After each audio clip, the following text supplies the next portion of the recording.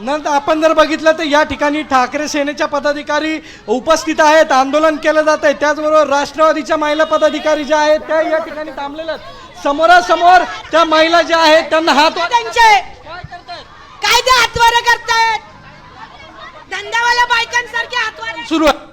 राष्ट्रवादीच्या महिला आणि या ठिकाणी केली जाते।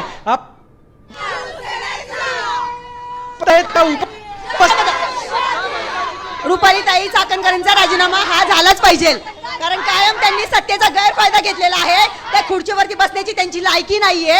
कायम आरोपींना त्या पाठीशी घालतात, चुकीचं वक्तव्य कायम करतात आणि त्यांना अजितदादा त्यांना पाठीशी घालतात। रुपालीताई चाकणकरांचा राजीनामा हा झालाच पाहिजे।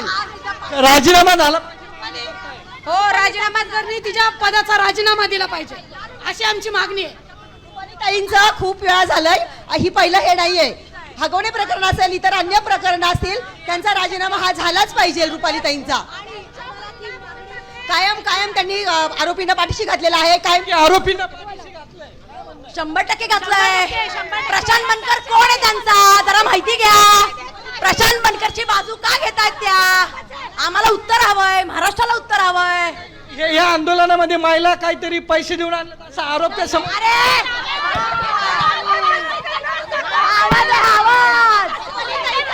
आवाज आहे शिवसेनेचा, बघितला का?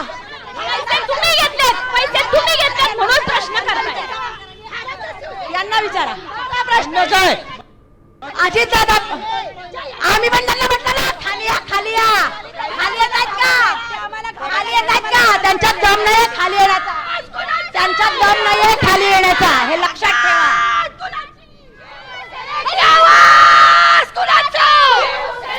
काय मागणी? राजीनामा रुपाली चाकणकर यांचा झाला पाहिजे। अजितदादा पवार, देवेंद्र फडणवीस, तुमची नेमकी काय मजबुरी आहे हे महाराष्ट्राच्या समोर येऊन माता भगिनींना तुम्ही सांगा। हीच अपेक्षा तमाम महाराष्ट्रातल्या महिलांची आहे। त्यांनी रुपालीताई चाकणकरांना पाठीशी घालणं योग्य नाहीये।